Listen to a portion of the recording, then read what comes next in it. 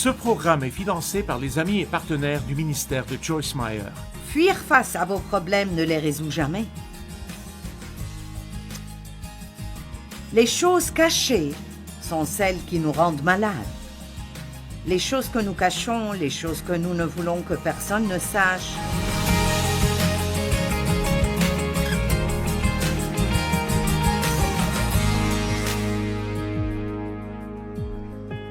Je fais une série en 2 parties aujourd'hui sur les clés de la percée. Avoir besoin d'une percée veut dire que vous faites face à quelque chose qui vous prévient de faire ce que vous voulez vraiment faire, ou d'être qui vous voulez être, ou d'avoir ce que vous voulez avoir. Et notre première tendance est toujours, et c'est la bonne chose à faire, c'est de prier pour que Dieu nous délivre ou pour que Dieu nous aide. Nous prions presque toujours pour que Dieu nous aide, mais c'est rare que nous voulions vraiment qu'il nous aide. Nous voulons qu'il travaille à notre place. Et c'est essentiellement ce que nous disons, parce que quand vous demandez à Dieu de vous aider, alors ça veut dire qu'il vous donnera quelque chose à faire. Il ne va pas tout faire lui-même, il vous donne quelque chose à faire. Et je pense que j'ai assez parlé de cela pour que ce soit clair ce matin, mais juste au cas où vous n'étiez pas là, je veux juste dire que quand vous priez et vous demandez à Dieu de faire quelque chose dans votre vie, vous devez être prêt à écouter ce qu'il vous dira ou comment il vous dirigera ou vous guidera. Et vous devez être prêt à faire tout ce que Dieu veut que vous fassiez. Maintenant, regardez-moi. Dieu ne fera pas tout à notre place alors que nous nous reposons et ne faisons rien.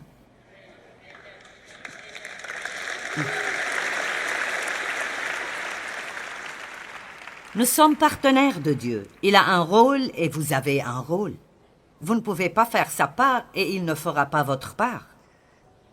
Nous sommes partenaires de Dieu. J'ai parlé de 2 choses ce matin. Écoutez, si vous voulez avoir une percée, vous devez arrêter de blâmer tous les autres et assumer la responsabilité. La plupart d'entre nous blâmons tous les autres pour nos problèmes. Je fais cela pendant très longtemps. J'ai été abusée par mon père, donc chaque problème que j'avais, chaque mauvais comportement, chaque fois que je m'apitoyais sur moi-même, quoi que ce soit, c'était toujours « si ça ne m'était pas arrivé ». Eh bien, certains problèmes dans ma vie ont été causés par ce qui m'était arrivé, mais quand nous sommes en Christ, écoutez, la Bible dit que nous devenons de nouvelles créations, que les choses anciennes disparaissent. Et combien de choses? Toutes choses deviennent nouvelles. Et cela ne veut pas dire que, d'un jour à l'autre, tout change complètement. Ça ne veut pas dire que si vous êtes obèse, le matin vous vous réveillez mince. Ou que si vous êtes chauve, le matin suivant, vous vous réveillez et vous avez une chevelure glorieuse. Être une nouvelle créature veut dire que nous devenons une nouvelle argile spirituelle.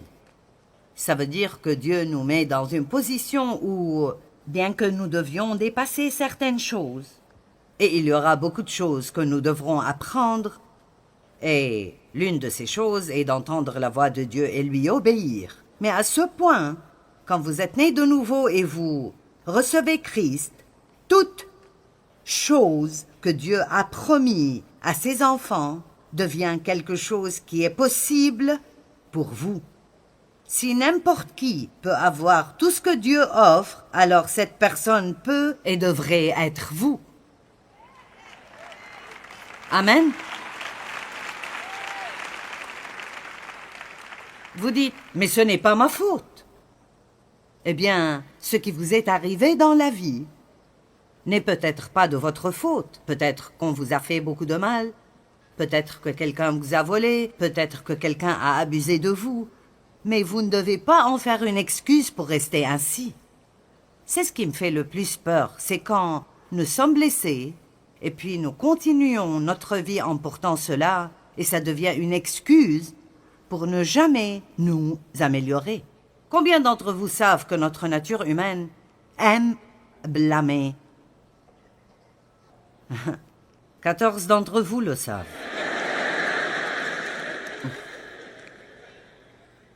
Vous avez déjà vu un mari et sa femme quitter la maison en retard pour aller quelque part? La femme dit que c'est sa faute, il dit que c'est sa faute. Nous ne sommes juste pas bons quand il faut dire « c'était entièrement de ma faute, je suis vraiment désolé ». Nous avons parlé un peu de cela ce matin, mais je vais en parler de nouveau. C'était totalement de ma faute et je suis vraiment désolé. Je me demande pourquoi ceci nous fait tellement mal. Vous savez quoi? Le diable fait que ça fait mal parce qu'il ne veut pas qu'on le fasse, parce qu'il connaît la puissance qui nous est disponible quand nous prenons entièrement la responsabilité de nos actions. Amen. Quand vous rentrerez chez vous, prenez le temps d'avoir une réunion avec vous-même pour éclaircir la vérité. Et l'une des choses que j'aimerais que vous vous demandiez est « Qu'est-ce qui arrive dans ma vie que je blâme sur quelqu'un d'autre et il faut que j'arrête de blâmer ces gens-là et même si c'était de leur faute, je prends la responsabilité de travailler avec Dieu pour réparer cela. »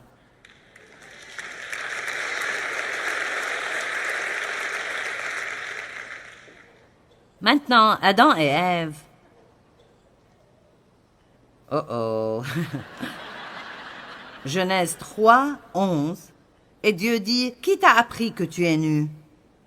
Est-ce que tu as mangé le fruit de l'arbre dont je t'avais défendu de manger? » Et Dieu dit à la femme, « Pourquoi as-tu fait cela? » La femme répondit, « Le serpent m'a séduite et m'a trompée, et j'ai mangé le fruit de l'arbre défendu. » Donc, elle n'a pas dit « Oh, je t'ai désobéi et j'ai péché. » Elle voulait contourner le problème et elle a dit « Eh bien, c'était le diable, il m'a fait le faire. »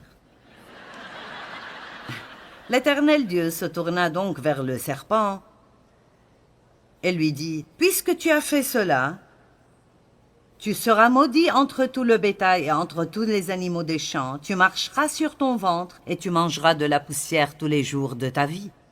Je mettrai inimitié ou l'hostilité entre toi et la femme, entre ta postérité et sa postérité. Celle-ci t'écrasera fatalement la tête et tu pourras seulement lui blesser le talon. » Donc nous savons que l'ennemi a réussi à causer de la peine dans la vie de Jésus, mais nous savons qui a vaincu. Amen. Donc Dieu a dit, « Qu'avez-vous fait ?» Ève dit, « C'était le diable. » Je veux que vous regardiez en tout cas comment Dieu donne des responsabilités à chaque personne dans cet incident qui arrive ici. Puis il dit à la femme, « J'augmenterai la souffrance de tes grossesses. Tu enfanteras avec douleur et tes désirs se porteront vers ton mari, mais il dominera avec autorité sur toi et sera responsable de toi. » Maintenant, si vous voulez avoir l'autorité, n'oubliez pas la partie de la responsabilité. Ça ne veut pas dire que vous donnez des ordres à la femme tout le temps sans prendre soin d'elle.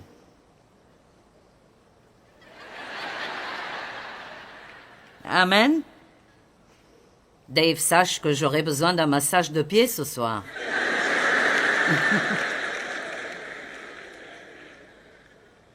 Il dit alors à l'homme, vous voyez, il a parlé à Ève, il a parlé au diable. Maintenant, il parle à Adam. Et il a dit, puisque tu as écouté la voix de ta femme et que tu as mangé le fruit de l'arbre au sujet duquel je t'avais donné cet ordre, tu n'en mangeras point. Maintenant, avant d'aller plus loin, laissez-moi vous dire que ceci ne veut pas dire que l'homme ne doit jamais écouter sa femme. Nous parlons d'un incident ici. Je ne parle pas de faire un programme de vie entier où les hommes ne doivent pas écouter leurs femmes. Le problème est qu'Adam savait ce que Dieu a dit, et il a suivi le conseil d'Ève plutôt que celui de Dieu, et c'est ce que l'homme ne devrait pas faire. Vous devez toujours aller avec Dieu, et les femmes devraient le faire aussi. Amen. Le sol sera maudit à cause de toi. C'est à force de peine que tu en tireras ta nourriture tous les jours de ta vie. Le blâme a commencé dans le jardin et il continue tout au long de la Bible. Et c'est l'un des plus grands problèmes dans la société aujourd'hui. C'est étonnant que si vous allez faire une opération et vous devez signer des papiers pour que s'ils vous tuent 20 fois, ce n'est pas de leur faute. Rien n'est la faute de personne aujourd'hui. C'est juste, c'est stupide. Nous vivons dans un monde où personne, absolument personne ne veut prendre la responsabilité pour quoi que ce soit. Mais nous, en tant qu'Église, nous sommes meilleurs que cela et nous devons prendre position et être des hommes et des femmes de Dieu forts.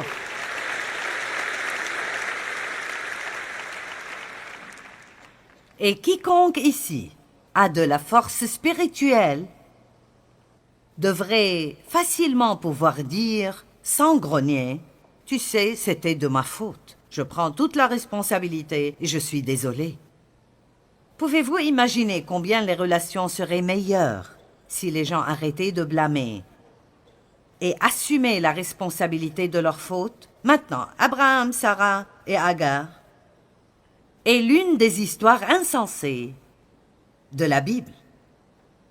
Sarai, femme d'Abraham, ne lui avait point donné d'enfant. Elle avait une servante égyptienne nommée Agar. Et Sarai dit à Abraham, « Voici, l'Éternel m'a rendu stérile. Viens, je te prie, vers ma servante Agar, pour qu'elle te donne peut-être un enfant.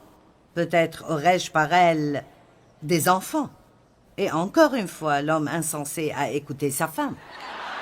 Amen. Nous savons que ce qu'elle a suggéré n'était pas une très bonne idée. Quel genre de femme stupide donnerait son mari à une autre femme pour qu'il couche avec elle? Après qu'Abraham eut habité 10 années dans le pays de Canaan, Sarai, femme d'Abraham, prit Agar, l'Égyptienne, sa servante, et la donna à Abraham, son mari, pour qu'elle soit sa deuxième femme. Il alla vers Agar, et elle devint enceinte. Quand elle se vit enceinte, elle regarda sa maîtresse avec mépris, et cela à cause de son infertilité. Donc immédiatement, et Sarai aurait dû savoir cela, mais immédiatement, Agar la méprise. « Je suis enceinte et pas toi, nanana, nanana. » Mais voici ce qui est intéressant. Et Sarai dit à Abraham que la responsabilité de l'outrage qui m'est fait par le comportement arrogant d'Agar retombe sur toi. Maintenant, je vous le demande. Pourquoi était-ce la faute d'Abraham si c'était Sarai qui a commencé? Cela montre juste comment les gens jouent le jeu du blâme. Ouvrez vos Bibles au verset 6. Abraham répondit à Sarai, « Voici, ta servante est en ton pouvoir, agis à son égard, comme tu le trouveras bon. » Donc, Sarai a dit, « C'est ta faute. » Il s'est retourné et a dit, « Non, c'est de ta faute, je ne m'occupe pas de cela. » Et puis Agar, au milieu de cette histoire, décide de fuir sa maîtresse. Puis Dieu l'a trouvée et a dit, « Où vas-tu? Que fais-tu » au verset 8. Et Agar a dit, « Je fuis loin de ma maîtresse. » Maintenant, nous allons parler ici à propos de fuir les problèmes plutôt que de leur faire face. L'ange de l'Éternel lui dit, dans le verset 9, l'ange du Seigneur lui dit, « Retourne vers ta maîtresse et humilie-toi sous sa main. » Eh bien, aïe! Pourquoi voudrais-je faire cela? Mais le Seigneur lui a dit, « Je multiplierai ta postérité, et elle sera si nombreuse qu'on ne pourra la compter. » Donc voici ce que je veux dire. Fuir face à vos problèmes ne les résout jamais. Les choses cachées sont celles qui nous rendent malades. Les choses que nous cachons, les choses que nous ne voulons que personne ne sache. Je ne dis pas que rien ne devrait être privé, mais parfois l'une des meilleures choses que vous puissiez faire, si vous avez quelque chose à l'intérieur qui ne cesse de vous déranger et de vous déranger, et c'est quelque chose que vous avez peur que quelqu'un ne découvre, vous feriez bien mieux d'en parler à votre pasteur ou de trouver un bon ami. Et si vous pouvez trouver un bon ami qui sait se taire, vous avez une mine d'or. Amen. Je déteste dire cela, mais c'est très difficile de trouver des gens aujourd'hui qui garderont vos secrets. Et c'est vraiment dommage. Nous devons rester confidentiels et nous devons ne pas révéler les secrets des autres, mais les garder. Si vous trouvez une personne de confiance, partagez vos secrets avec eux. Dites « Ceci me fait vraiment mal », parce que lorsque vous enlevez quelque chose de vous, ça vous enlève tout son pouvoir. Quand Satan pense que c'est caché en secret, alors il peut continuer à vous tourmenter avec.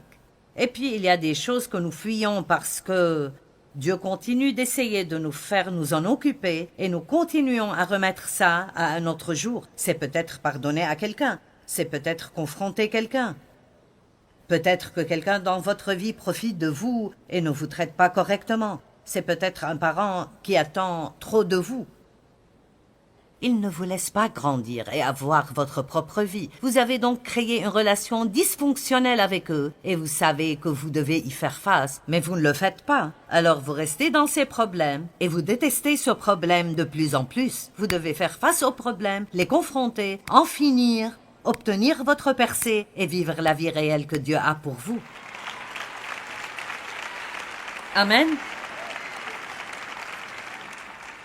Il y a parfois des choses que vous avez peut-être faites dans la vie et que vous devez peut-être réparer. Vous ne pouvez pas toujours réparer tout ce que vous avez fait de mal, mais vous pouvez réparer certaines choses. Et Dieu voudra peut-être que vous les répariez. Je vais donc vous raconter une histoire. Je pense ne l'avoir dite qu'une ou deux fois. En fait, j'ai épousé un mec à l'âge de 18 ans pour fuir mon père et je pensais vraiment que personne ne me désirerait parce que j'avais été abusée sexuellement. Et donc je savais dans mon cœur que je faisais une erreur, mais je voulais quelqu'un. J'avais peur de ne jamais avoir personne, alors j'ai épousé ce gars et ce fut 5 années supplémentaires de tourments. Et il était un escroc, et il trouvait des excuses pour tout, et il était un voleur, un petit voleur. Et donc j'ai travaillé pour une entreprise et je m'occupais des salaires et il m'a appris à écrire des chèques à différentes personnes au hasard.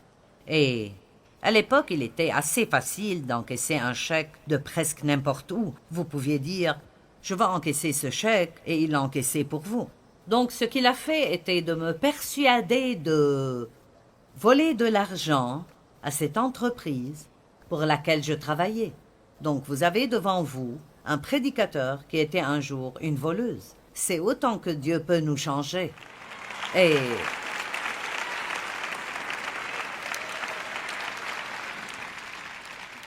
peut-être que ça fera que quelqu'un se sente mieux envers lui-même quand il découvre qui il écoute aujourd'hui.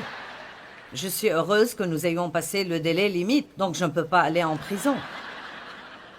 Donc j'enseigne ma petite étude biblique à la maison et j'ai tous ces grands rêves et projets pour ma vie. Et j'ai commencé à sentir que j'avais besoin de trouver cette entreprise et de leur dire ce que j'avais fait et de tout rendre. Et vous pouvez imaginer à quel point j'avais peur. Je ne savais pas ce qu'ils pourraient faire. Logiquement, ils devraient me jeter en prison. Mais j'avais vraiment l'impression que si j'allais continuer avec Dieu et faire tout ce que Dieu voulait que je fasse, je ne pouvais pas continuer en pourtant ceci. Maintenant, je ne dis pas que vous devez aller faire ce que j'ai fait. Je vous dis que c'est quelque chose que Dieu m'a dit de faire et que je devais obéir à Dieu. Sinon, je serais toujours là à enseigner à la maison. Maintenant, je veux que vous m'écoutiez. Dieu a de grands plans pour beaucoup de vos vies. Mais ce n'est pas une garantie qu'ils vont se produire. Il y aura des choses que Dieu vous demandera de faire. Il vous demandera de faire des choses difficiles. Il vous demandera peut-être de faire certains sacrifices. Il pourrait s'agir d'un don sacrificiel ou peut-être, comme ce qui m'est arrivé dans ma vie, un temps est venu où Dieu nous a demandé de prendre soin de ma mère et mon père, et c'était la dernière personne au monde dont je voulais prendre soin. Il n'y avait aucune raison pour que je le fasse. Il m'avait maltraité, abusé de moi, il n'avait rien fait pour moi, et pourtant je savais que c'était la bonne chose à faire. Ce n'était pas amusant à faire, mais je savais que c'était la bonne chose à faire. Maintenant, écoutez, ce n'est pas parce que quelqu'un vous a maltraité que vous avez maintenant le droit de faire quelque chose de mal.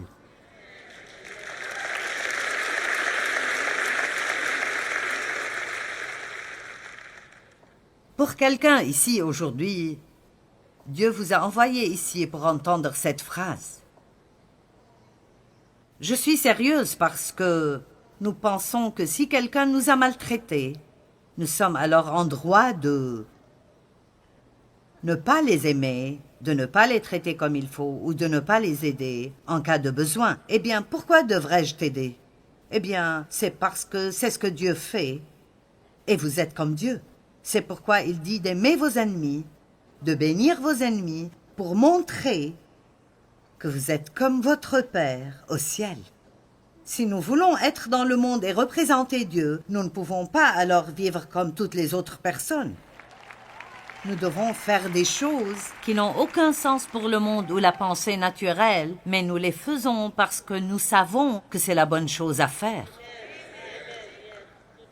Mes parents ont vécu longtemps, je veux dire c'était longtemps. Longtemps. Et ça a coûté beaucoup d'argent de les garder dans une maison de repos. J'ai finalement dû embaucher quelqu'un pour m'aider à faire les courses et faire ces différentes choses et il n'y avait aucune raison valable de le faire, mais je peux vous dire que c'était probablement l'une des choses les plus puissantes que j'ai jamais faites, qui m'avait affectée dans le domaine spirituel. Ça m'a donné un pouvoir spirituel et ça a enlevé le pouvoir de Satan.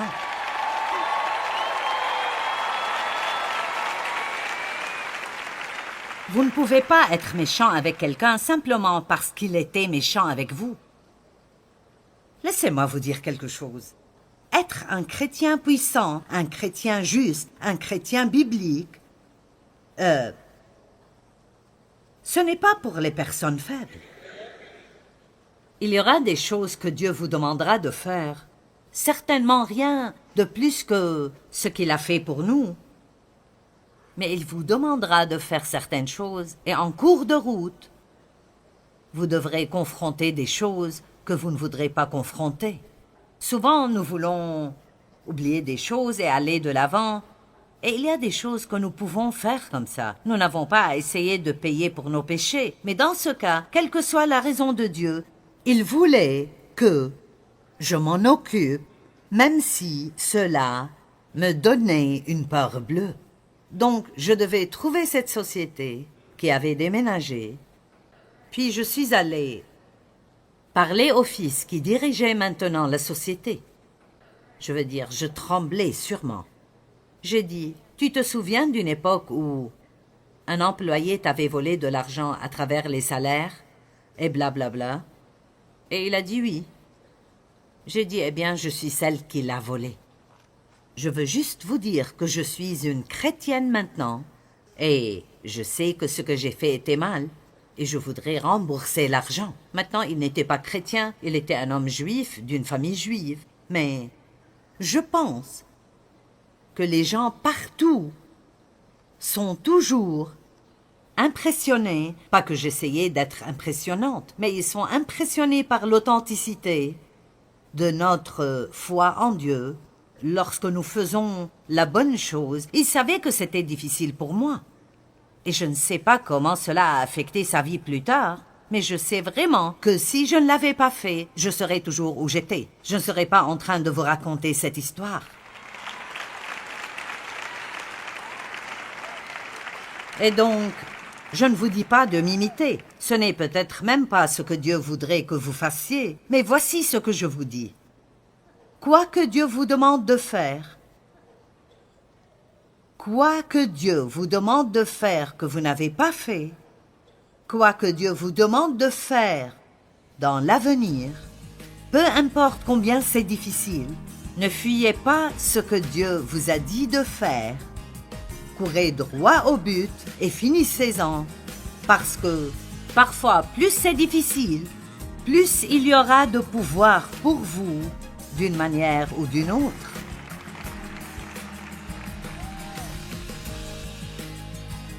Eh bien, ne fuyez jamais ce que Dieu vous demande de faire. Foncez. Travaillez avec Dieu pour réparer. C'est l'une des clés les plus importantes pour une percée dans votre vie.